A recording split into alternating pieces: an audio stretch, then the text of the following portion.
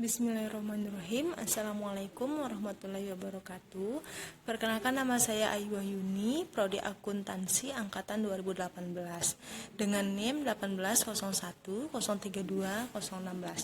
Di sini saya akan membuat video tentang ujian tengah semester saya pada mata kuliah Etika Profesi, di mana di sini saya akan mereview film In the Heart of the Sea, dan di mana film ini ada kaitannya dengan materi etika profesi, di mana materi tersebut ada etika egoisme, fraud, deontologi, kejahatan kerah putih, dan manajemen laba.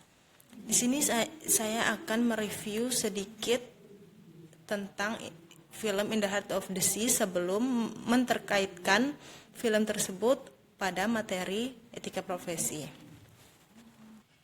Langsung saja, di mana di awal cerita film In the Heart of the Sea diceritakan ada sepasang suami istri yang memiliki toko.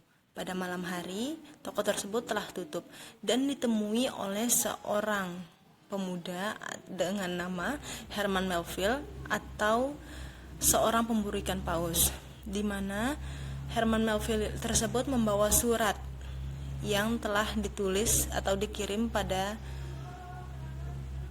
waktu dulu. Kemudian seorang istri pada pasangan tersebut melihat dan membaca bahwa pada surat tersebut menceritakan atau yang berisi tentang bermaksud untuk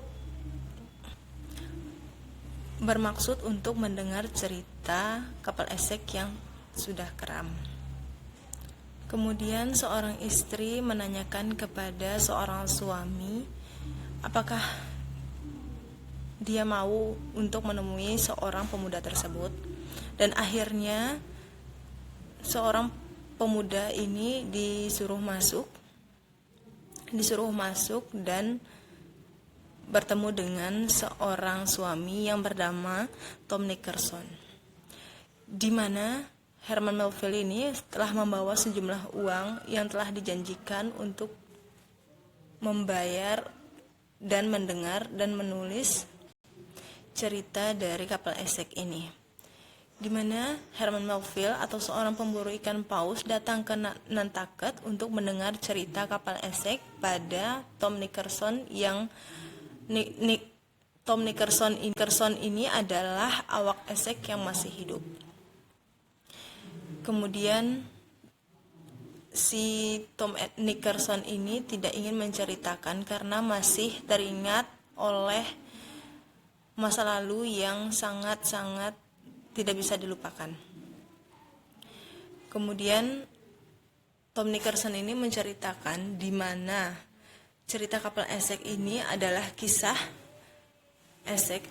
kisah dua orang, di mana Kapten George Pollard dan kelasi pertamanya One Case, di mana Kapten George Pollard ini adalah keluarga dari pemburu ikan paus atau keluarga bangsawan atau keturunan, di mana Tom Nickerson ini menceritakan pengalaman masa lalunya tentang kapal esek ini. Dalam cerita tersebut diceritakan seorang atau sekeluarga suami istri dan anak, di mana suami bernama Tuan Case dan istri bernama Peggy dan anak perempuan bernama Bibian, di mana kemudian seorang Tuan Case ini ingin memburu ikan paus untuk mendapatkan minyak bumi.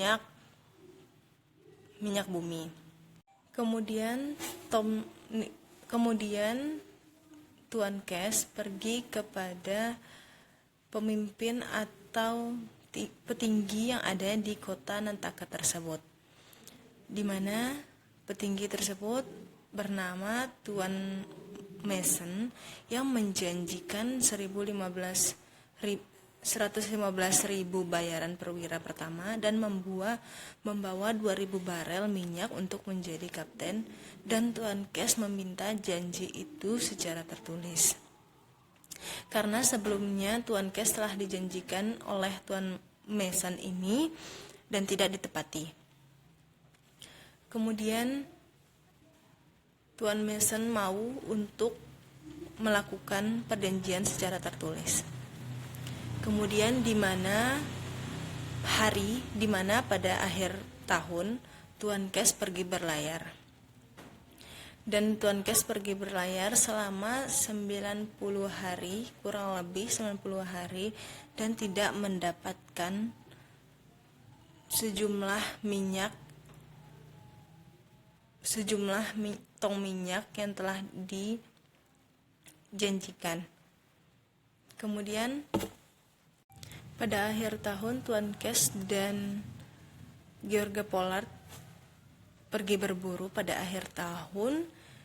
Kemudian mereka membagi 2 kelompok atau 2 skoci, di mana Tuan Kes memilih 6 orang dalam skoci dan sisanya memilih mengikuti George Pollard atau Kapten Pollard. Kemudian mereka pergi berlayar pada timur Halifax, tempat memburu minyak ikan paus.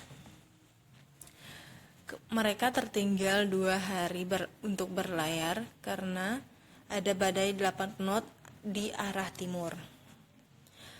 Kemudian pada Samudra Atlantik Selatan, 3 bulan di laut baru menemukan paus putih dan paus sperma, di mana pada pelayaran pertama mendapatkan 47 barel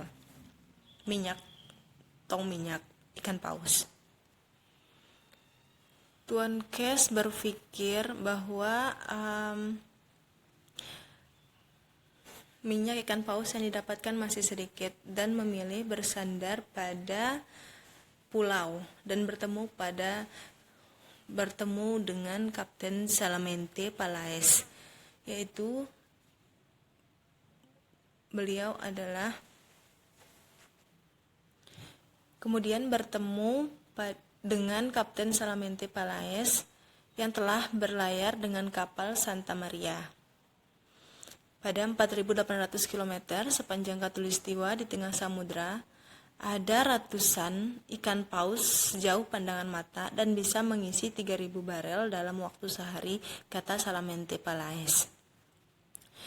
Kemudian Tuan Kes memilih untuk berlayar ke arah Khatulistiwa di tengah samudra untuk mendapatkan 3.000 barel minyak ikan paus. Karena di sana ada monster ikan paus warnanya seputih batu pualam sepanjang 30 meter. Kemudian mereka pergi berlayar ke arah Khatulistiwa karena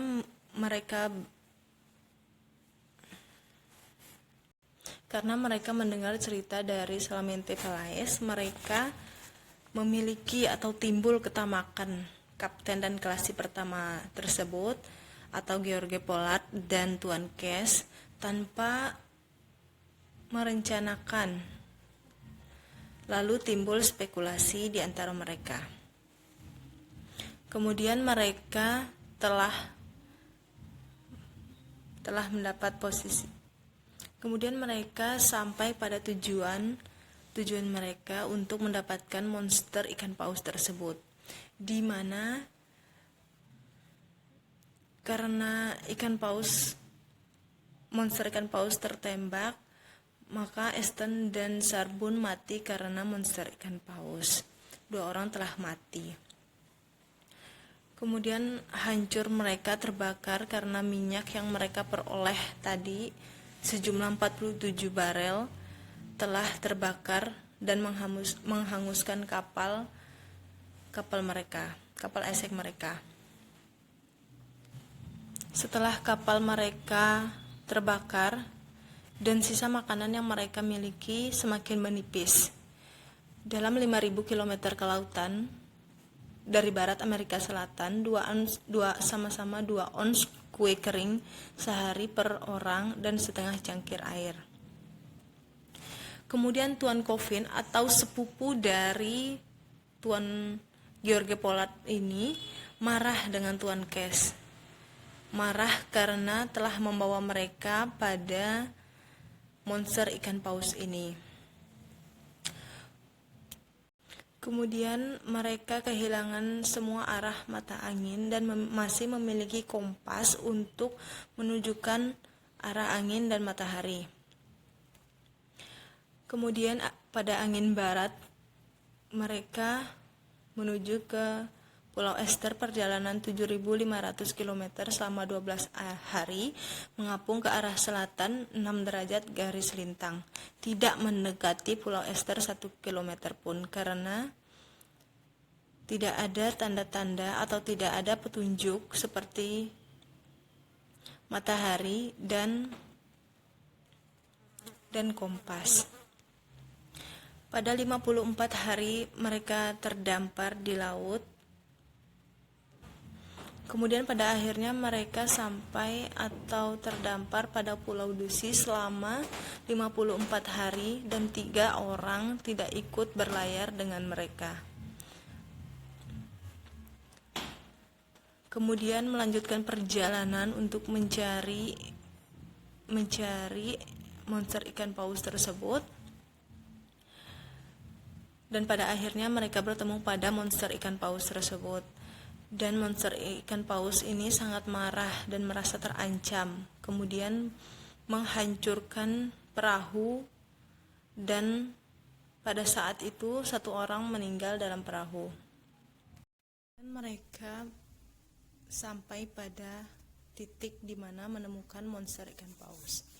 Dan mereka melihat banyak sekali ikan paus, ada ratusan ikan paus, dan melihat seekor monster ikan paus, dan ikan paus tersebut menghantam kapal mereka dan membuat 2 orang mati karena monster ikan paus.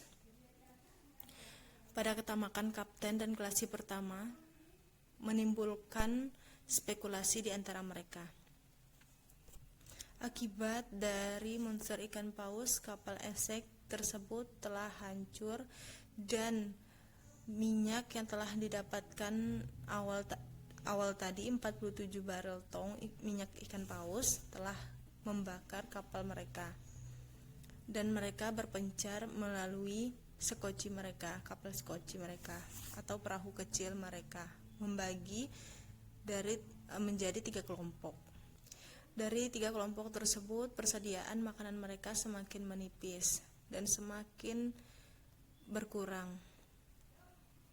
Kemudian ada seorang sepupu dari Kapten George Pollard, atau namanya adalah Tuan Coffin, marah dengan Tuan Cash, di mana Tuan Coffin merasa Tuan Cash lah yang membawa mereka kepada monster ikan paus ini. Selama 12 hari mengapung ke arah selatan 6 derajat garis lintang pada angin barat Kepulauan Ester, perjalanan 7.500 km, tidak mendekati Pulau Ester 1 km pun. Kemudian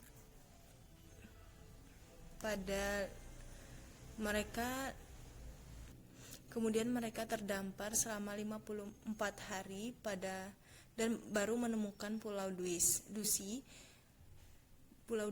dan mereka sangat-sangat kelaparan dan mencari apa yang ingin dimakan. Kemudian mereka memakan ikan mentah atau ikan yang masih hidup dan telur burung yang baru saja